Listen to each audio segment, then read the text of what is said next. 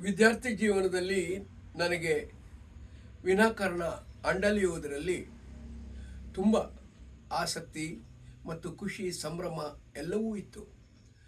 ಆ ಹಿನ್ನೆಲೆಯಲ್ಲಿ ನಾನು ಬರೆದ ಕವಿತೆ ಅಂಡಲಿಯುವುದು.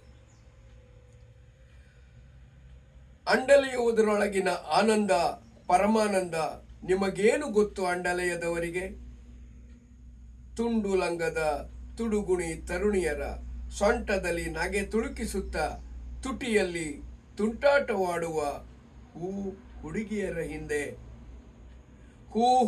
ಹಿಂದೆ ಅಂಡಲೆಯುವುದರೊಳಗಿನ ಆನಂದ ಪರಮಾನಂದ ನಿಮಗೇನು ಗೊತ್ತು ಅಂಡಲೆಯದವರಿಗೆ. ಅಂಡಲೆಯುವುದರೊಳಗಿನ ಆನಂದ ಪರಮಾನಂದ ನಿಮಗೇನು ಗೊತ್ತು ಅಂಡಲೆಯದವರಿಗೆ. ಓಲಿ ಗಾಳಿಯ ಸ್ಪರ್ಶ, ಸುಖದ ಸೂರ್ಯನ ಸ್ಪರ್ಶ, ಮರದ ನೆರಳುಗಳು ನೀಡುವ ರೋಮಹರ್ಷ, ಹರ್ಷ ಸ್ಪರ್ಶದ ಗಮ್ಮತ್ತು ಮತ್ತು ಅಂಡಲೆಯುವುದರೊಳಗಿನ ಆನಂದ ಪರಮಾನಂದ ನಿಮಗೇನು ಗೊತ್ತು ಅಂಡಲೆಯದವರಿಗೆ.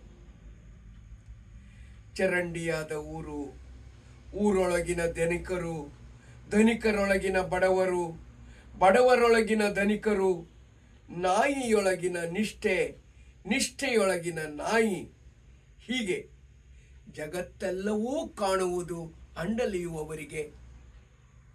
ಹಾಗೆ ಅಂಡಲಿಯುವುದರೊಳಗಿನ ಆನಂದ ಪರಮಾನಂದ ನಿಮಗೇನು ಗೊತ್ತು ಅಂಡಲೆಯದವರಿಗೆ.